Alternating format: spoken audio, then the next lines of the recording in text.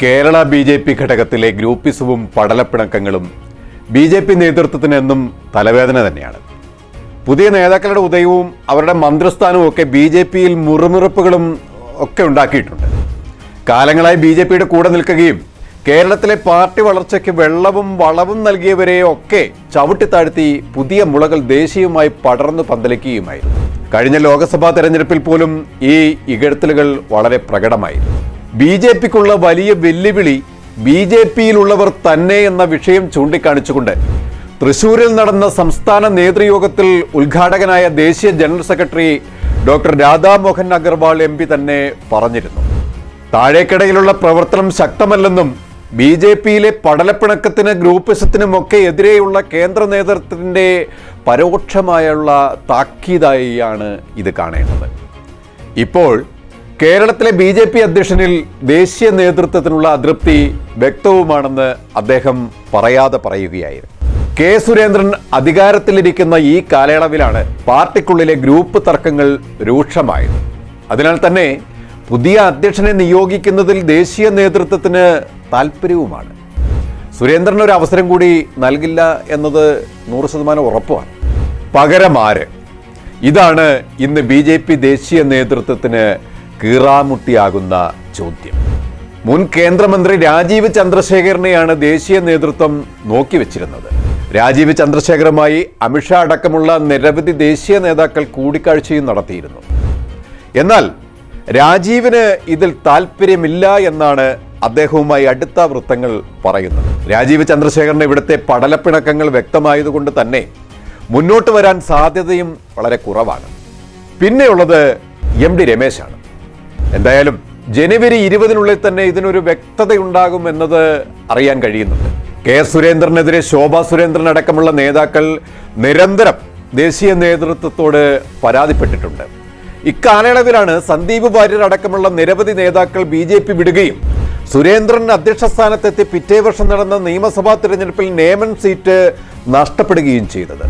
ഇതെല്ലാമാണ് സുരേന്ദ്ര വിരുദ്ധ പക്ഷം ചൂണ്ടിക്കാട്ടുന്നത്. എന്നാൽ ബി.ജെ.പിക്ക് ആന്ധ്രയിൽ മാത്രമാണ് ഒരു വനിതാ പ്രസിഡന്റ് ഉള്ളത്. മറ്റൊരു വനിതാ പ്രസിഡന്റായി ശോഭാ സുരേന്ദ്രനിലേക്കും കാര്യങ്ങൾ എത്തുമോ എന്നതിലും ആകാംക്ഷ ഇപ്പോൾ നിലനിൽക്കുന്നുണ്ട്. കേരളത്തിൽ നേതൃമാറ്റം അനിവാര്യമാണെന്ന നിലപാടിലാണ് കേന്ദ്ര നേതൃത്വമുള്ളത്. ഈ വർഷം സംസ്ഥാനത്ത് തദ്ദേശ തെരഞ്ഞെടുപ്പും അടുത്ത വർഷം നിയമസഭാ തെരഞ്ഞെടുപ്പും നടക്കാനിരിക്കുകയാണ്. അതുകൊണ്ട് തന്നെ സുരേന്ദ്രനോടുള്ള പാർട്ടിക്കുള്ളിലെ അതൃപ്തി തെരഞ്ഞെടുപ്പിനെ ബാധിക്കുമോ എന്ന ചിന്തയിലുമാണ് ദേശീയ നേതൃത്വമുള്ളത്. ബി.ജെ.പി. കേരള ഘടകത്തിലെ പാളയത്തിലെ പടയുടെ ചിത്രങ്ങൾ വ്യക്തമാക്കുന്നതായിരുന്നു തൃശൂരിലെ സംസ്ഥാന നേതൃയോഗത്തിലെ സംഭവങ്ങൾ. ജില്ല പിടിച്ചെടുക്കാൻ വി മുരളീധരൻ പക്ഷം ഗ്രൂപ്പ് യോഗങ്ങൾ ചേർന്നതായുള്ള ആക്ഷേപം P.K. കൃഷ്ണദാസ് പക്ഷം ഉന്നയിക്കുന്നുമുണ്ട്.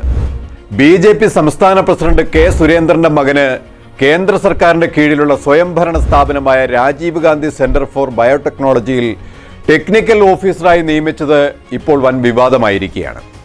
സംഗതി ബന്ധു നിയമനമാണെന്നാണ് ആരോപണം. തന്റെ മകന് ജോലി കിട്ടാനുള്ള എല്ലാ യോഗ്യതയും ഉണ്ടെന്ന് അപവാദ പ്രചരണം നടത്തുന്ന വ്യക്തികളും മാധ്യമങ്ങളും നിയമ നടപടി നേരിടേണ്ടി വരുമെന്നുമാണ് ഇതിനെക്കുറിച്ച് കെ സുരേന്ദ്രന്റെ പ്രതികരണം. ഈ വിവാദം പുറത്തു വന്നതിന് പിന്നിൽ കേരള ബി.ജെ.പിയിലെ ശക്തമായ ഗ്രൂപ്പിസമാണെന്നും കെ സുരേന്ദ്രൻ വിരുദ്ധ വിഭാഗങ്ങളാണ് ഇതിന് പിന്നിലെന്നും ബി.ജെ.പി. നേതൃത്വത്തിലെ ചിലർ തന്നെ അടക്കം പറയുന്നുണ്ട്. രാജീവ് ചന്ദ്രശേഖരെ കേരളത്തിലെ ഒരു പരിപാടിയിലും അദ്ദേഹത്തിന് സൂചി കുത്താൻ ഇടം സുരേന്ദ്രപക്ഷം കൊടുക്കാറില്ല. കേരള രാഷ്ട്രീയത്തിൽ രാജീവ് ചന്ദ്രശേഖരന് താല്പര്യമുണ്ടെങ്കിലും ആരും അദ്ദേഹത്തെ ഈ കേരളത്തിലേക്ക് അടുപ്പിക്കാറ് പോലുമില്ല.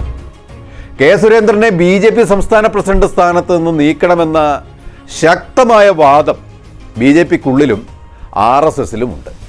അതോടൊപ്പം തന്നെ കേന്ദ്ര ബി.ജെ.പി. നേതൃത്വവുമായി കെ സുരേന്ദ്രന് അടുത്ത ബന്ധവുമുണ്ടെന്നാണ് പറഞ്ഞു കേൾക്കുന്നത്. സുരേന്ദ്രനെ ശക്തിയായി എതിർക്കുന്ന കൃഷ്ണദാസ് പക്ഷമാവട്ടെ ഇപ്പോൾ എങ്ങും തൊടാതെ നിൽക്കുകയാണ്. ഇതിനു മുമ്പ് കഴിഞ്ഞ തിരഞ്ഞെടുപ്പ് കാലത്ത് കൊടകരയിലെ കുഴൽപ്പണ കവർച്ചയുമായി ബന്ധപ്പെട്ട് സുരേന്ദ്രന്റെയും മകന്റെയും പേര് ഉയർന്നു വന്നിരുന്നു. അങ്ങനെ ബി.ജെ.പിക്ക് അകത്ത് നിന്ന് തന്നെ ഉയരുന്ന യുദ്ധകാഹളം തുറന്ന യുദ്ധത്തിലേക്ക് എത്താതിരിക്കാൻ കിണഞ്ഞു ശ്രമിക്കുകയാണ് ദേശീയ നേതൃത്വം. കൂടുതൽ വാർത്തകൾക്കും വിശേഷങ്ങൾക്കും ഞങ്ങളുടെ channel like, share and subscribe ചെയ്യുക. കൂടാതെ സബ്സ്ക്രൈബ് ബട്ടണിലെ ബെൽ ഐക്കൺ എനേബിൾ ചെയ്യാനും മറക്കരുത്.